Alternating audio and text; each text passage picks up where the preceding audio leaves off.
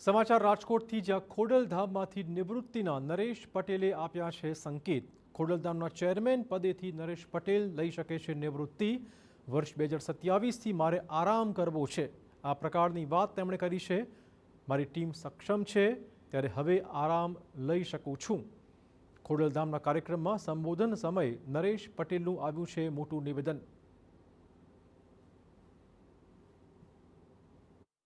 સક્ષમ ટીમ, મારી પાસે આટલી મજબૂત ટીમ જ્યારે હોય ત્યારે કદાચ હું થોડોક આરામ કરું તો પણ વાંધો નહીં। 27માં મેં પહેલા કીધું એમ કદાચ મારે આરામ કરવાનો જ રહેશે, કારણ કે સક્ષમ ટીમ છે।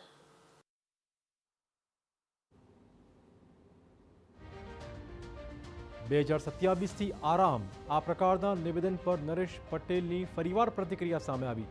હું ઘણા વર્ષોથી આરામ લેવાનું વિચારી રહ્યો છું, આ કહેવું છે નરેશ પટેલનું। કોઈ કારણસર આરામ લઈ શકતો નહોતો।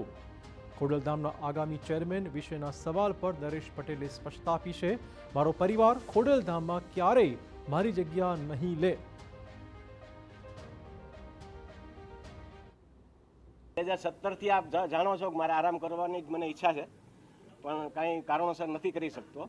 પણ હવે કમિટી ખૂબ સક્ષમ છે અને લગભગ ભાર એ લોકો ઉપાડી લેશે એવી મને આશા છે। મેં પહેલાં પણ કીધેલું, હજી પણ કહું છું, આમાં મારા પરિવારમાંથી કોઈ પણ મારી જગ્યા ક્યારેય નહીં લે। ઉલ્લેખનીય છે કે ખોડલધામને જાન્યુઆરી 27માં 10 વર્ષ પૂર્ણ થઈ રહ્યા છે। તે નિમિત્તે 27માં 19, 20, 21 જાન્યુઆરીએ દશાબ્દી મહોત્સવનું આયોજન કરવામાં આવ્યું છે। તે મહોત્સવને લઈને રથનું પ્રસ્થાન કરવામાં આવ્યું હતું। આ પ્રસંગે જ નરેશ પટેલે નિવૃત્તિના સંકેત આપ્યા હતા।